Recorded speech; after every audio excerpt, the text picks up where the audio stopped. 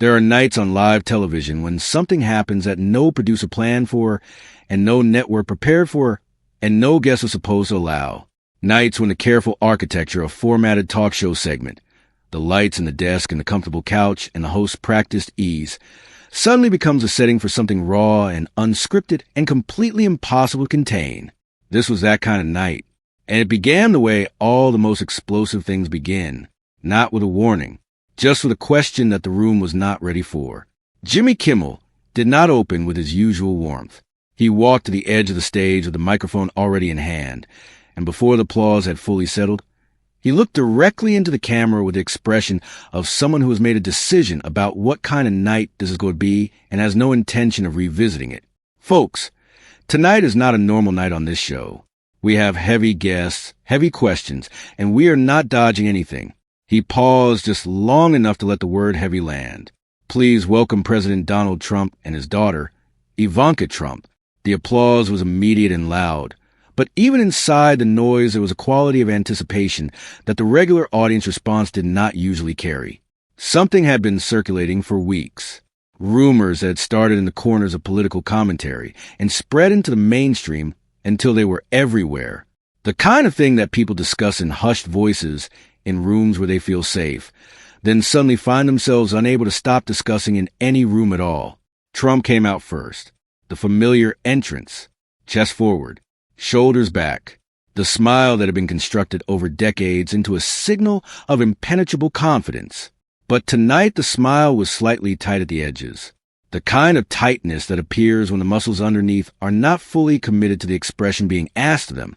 Ivanka followed, beautiful and composed in the way she had always been in public, her presentation immaculate, her posture correct.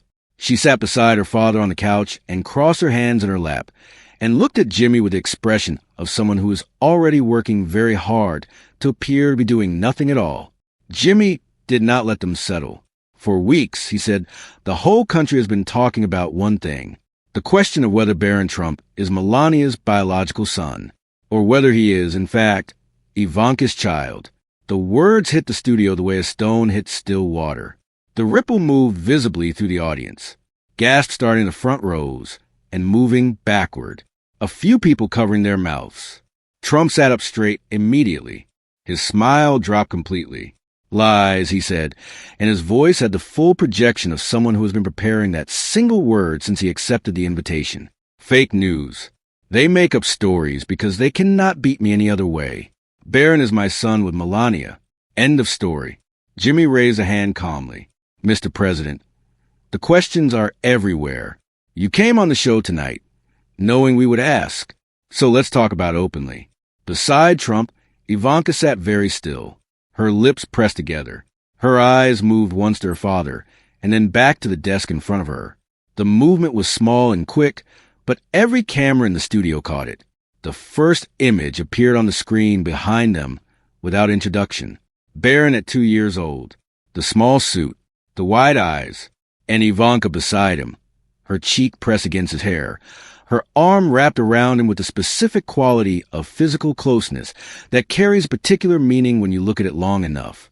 A meaning that is different from the way an older sister holds a younger brother, and closer to the way a person holds something they created and are not prepared to release. The caption underneath was simple and large. The audience let out a wave of sound, part shock, part recognition, the noise of people who have been looking at something for a long time and have just been given permission to say what they see. Trump was halfway off the couch. That is my daughter and my son. You are twisting everything. Turn that off. Ivanka looked at the photograph for a second that lasted longer than it should have. Then she looked away. But the second had already happened. The cameras had it. The audience had seen it. The brief, unguarded weight in her eyes when she looked at that image was the kind of thing that no amount of composed posture can walk back once it has existed in a room full of witnesses. Jimmy kept the image up. Mr. President, this photograph has been circulating for weeks. People look at it and they see something specific. You came here tonight knowing this conversation was coming. So let's be honest with the American people. What is the truth about Barron? Trump jabbed a finger toward the desk. You are playing a very dangerous game, Jimmy. This is garbage. Total garbage. Jimmy turned from Trump to Ivanka. His voice was calm, but his eyes were direct. Ivanka, I am going to ask you this question because the country deserves to hear your answer. What is your real relationship with Barron? The pause that followed was the longest 30 seconds of the evening. Ivanka's mouth opened slightly. The words began forming, visible in the movement of her lips before they arrived as sound. He's my... Then she stopped. The words had almost come out hung in the air unfinished. Her face went pale under the studio lights. Her hands, resting in her lap, twisted together slowly, the fingers interlocking and releasing and interlocking again. Trump leaned forward. That is enough, Jimmy. You do not get to ambush my daughter like this. These are disgusting lies, and you know it. Jimmy did not move back. Ivanka, you started to say something. Do you want to finish that thought? She shook her head, but the head shake had the quality of something being held back rather than something being denied.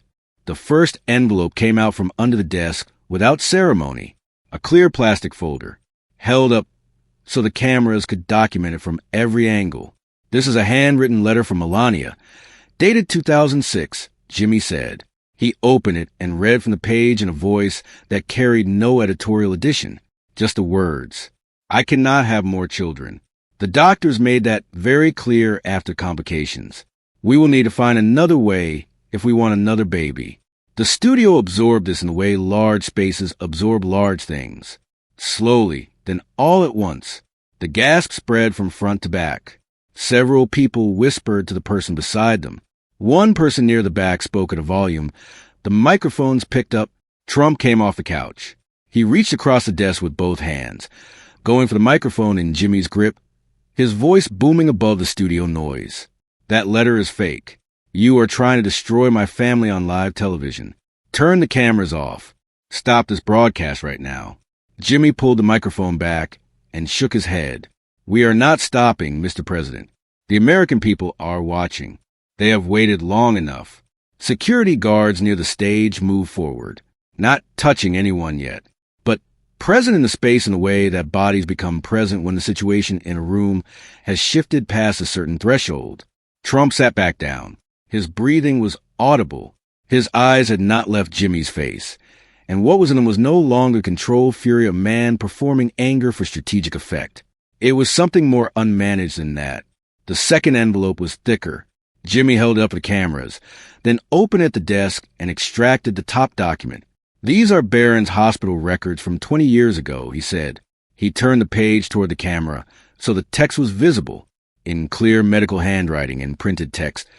The field that read mother listed a single name, Ivanka Trump. The studio erupted, not all at once, in the staggered, overlapping way that explosive reactions happen when different people process the same information at slightly different speeds. Gasps, loud whispers, one voice from somewhere in the middle of the audience that said something short and sharp that the microphones caught. Trump slammed his fist on the desk. The bang came through every speaker in the hall at full volume. You will be sued.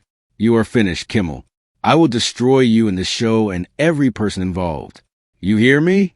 His voice was at full power, but something in the quality of it had shifted from the commanding boom of a man who is certain he is winning to the raw, cracking sound of someone who is fighting something he knows is already past the point of being fought. Beside him, Ivanka stopped trying to hold it together. She buried her face in her hands. The sobs that followed were quiet first, soft enough that they might have been confused for something else.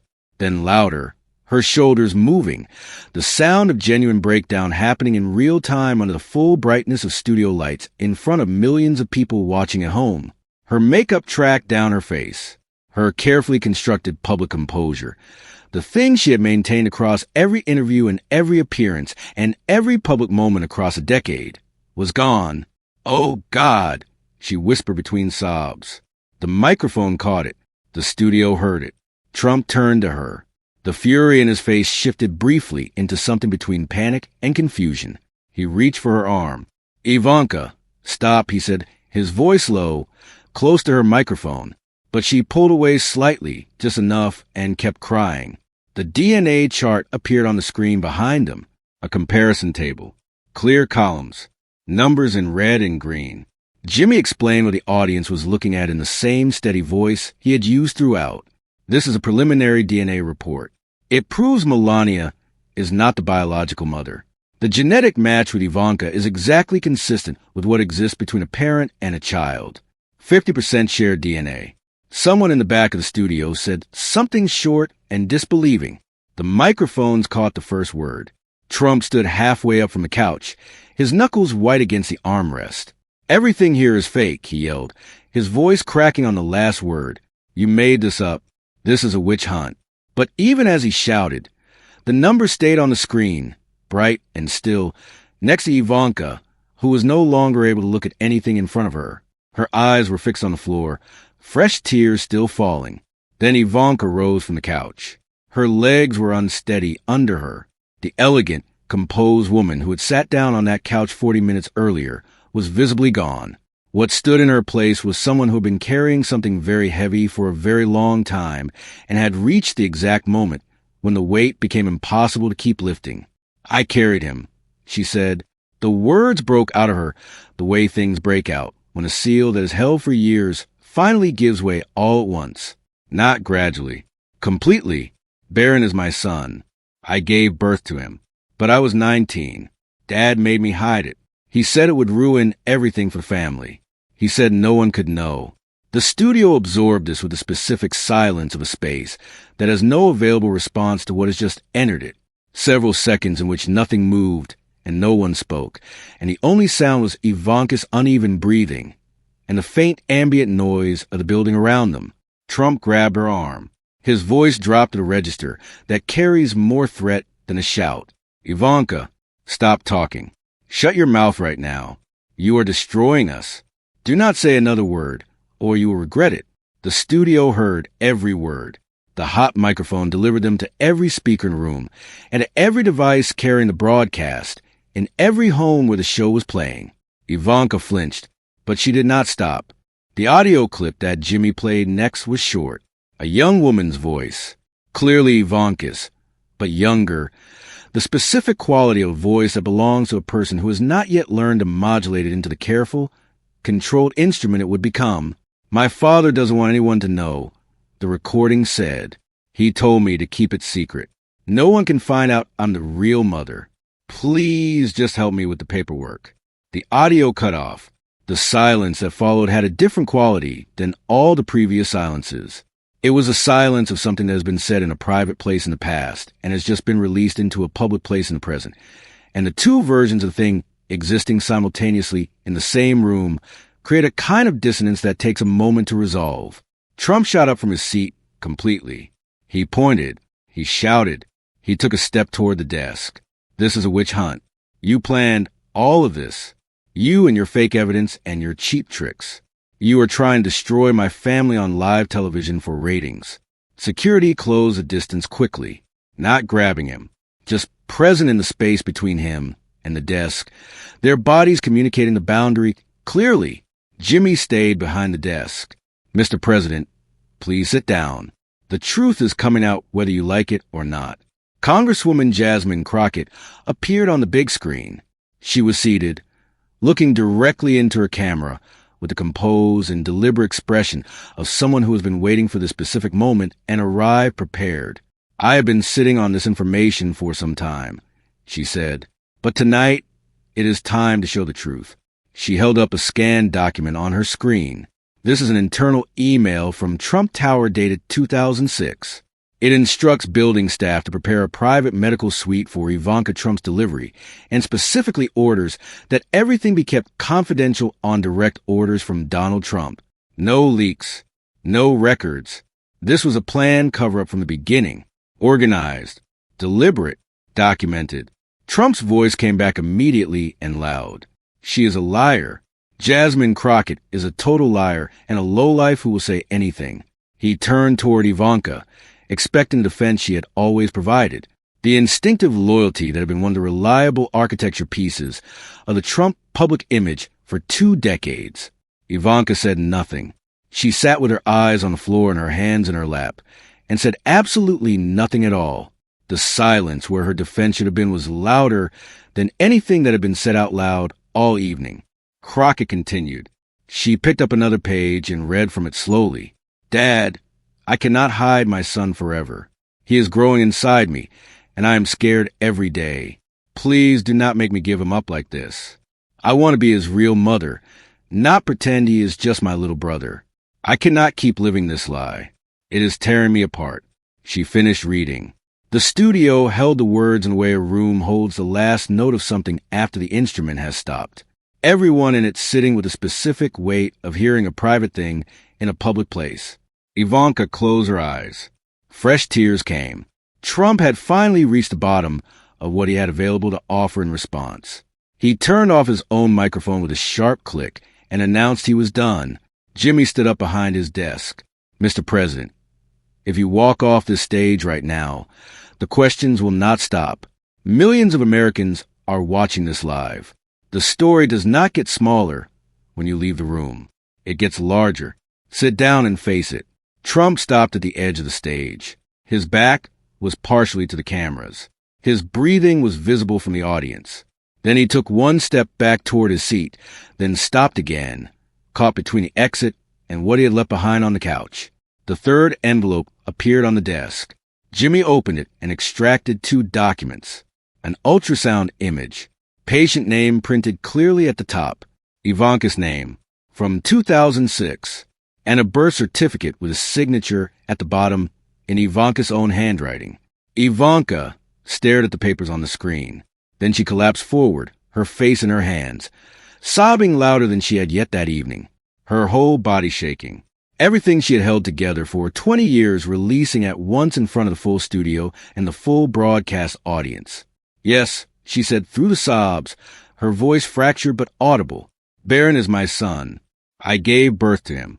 Melania agreed to raise him as hers to protect the family. We decided together to keep it secret. I am so sorry. I cannot lie anymore. Trump was on his feet instantly. This is all lies. She is confused. Those documents are fake. Melania is Barron's mother. This is a complete setup. But his voice had lost the quality that made it a weapon. It was still loud, but it was hollow in a way that something becomes hollow when the thing filling it from the inside is gone. Jimmy nodded to the control room. Barack Obama appeared on the big screen, seated, calm, looking directly into the lens with the measured expression of someone who has thought carefully about what they are about to say and has decided the moment requires it. I saw the DNA test result myself in 2017, Obama said. The test proves without any doubt that Barron shares 50% of his DNA with Ivanka Trump. She is his biological mother. I chose not to make this public out of respect for everyone involved at that time. But after watching tonight, the American people deserve the full truth. The video ended. Trump charged the desk. His hands went out toward the envelopes and documents. Security moved in the same instant. 2 of them, arriving in the space between him and the desk before his hands made contact. The struggle lasted several seconds. Trump still reaching. Security steady. His voice still going at full volume above the chaos. Give me those. This ends now. Then gradually, the physical resistance drained out of him. He was guided back toward the couch by bodies that were larger and calmer than the moment he was trying to control, and he sat, breathing hard, staring at the room with the expression of someone who has fought everything available to fight and found that none of it moved the thing he was trying to move. Ivanka rose from the couch one final time, her legs steadier now, even as the tears were still on her face and her composure was completely gone. She looked directly into the main camera, not at Jimmy, not at her father, into the lens. The truth is out, she said. Barron deserves to know who his real mother is. I am his mother. I carried him for 9 months. I gave birth to him in secret. I have loved him every single day of his life, even while pretending to be nothing more than his sister. I am done hiding. He deserves the truth, no matter what it costs any of us. Trump moved toward her, his voice dropping from fury into something closer to desperation. Ivanka, please, come here. We can fix this together. We are blood. We are family. Do not do this to me. He opened his arms. Ivanka placed both hands flat on his chest and pushed him back, gently, firmly, one clean step backward with her head shaking slowly. No, Dad, not anymore. The push was not violent. It was not angry. It was simply final. The specific quality of a decision that has been made over many years arriving in a single physical gesture. Trump stood with his arms still partially open, the posture of someone who reached for something and found nothing where it was supposed to be. The loudest, most confident presence in American public life, for over a decade standing in the middle of a late-night television stage, looking genuinely, completely small. Jimmy looked directly into the camera. "We just received something," he said. "This is a text message Barron Trump sent to Ivanka's phone 5 minutes ago." The big screen lit up with the message in large white letters. "Mom, is it true?" The studio inhaled as a single body. Ivanka looked up at the screen. Her eyes, already red and swollen, filled again immediately. She covered her mouth for 1 second, then forced her hands down and made herself speak, her voice breaking on every syllable. "Mom, is it true?" she repeated, reading the words back to the room and to the cameras and to the son who had sent them. "Yes, baby, it is true. I am your real mother. I am so sorry I could not tell you sooner. I love you more than anything." Her shoulders broke forward again, the sobs that came with the deepest of the evening. Trump stormed back from the wings, his jacket open, his hair disrupted, the full noise of someone who left and could not stay gone. "This is not over," he shouted, pointing the cameras at Jimmy at the room. "None of this is real. They are lying, every one of them. I will prove it. I will fight this until the end." He reached the side panel of the stage and slammed his hand down on the light controls. Half the studio went dark. Long shadows fell across the couch and the desk and the audience. Security moved toward him again, but he had already stepped back into the darkness behind the curtains. His last words came out from somewhere behind the stage, the microphones barely catching them as the footsteps faded. "This is not over." Then silence. The single spotlight that remained fell on Ivanka, sitting alone on the couch, her father's podium empty, her hands in her lap, her face turned slightly down toward the floor. She did not follow him out. She stayed in the light.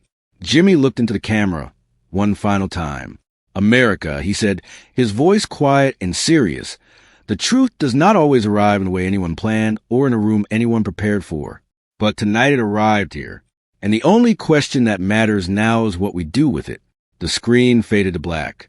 In the darkness of the Ed Sullivan Theater, the last thing anyone heard was the sound of a woman who had been told for 20 years that the truth was too dangerous to say. Still sitting in the spotlight after the loudest man in the room had gone,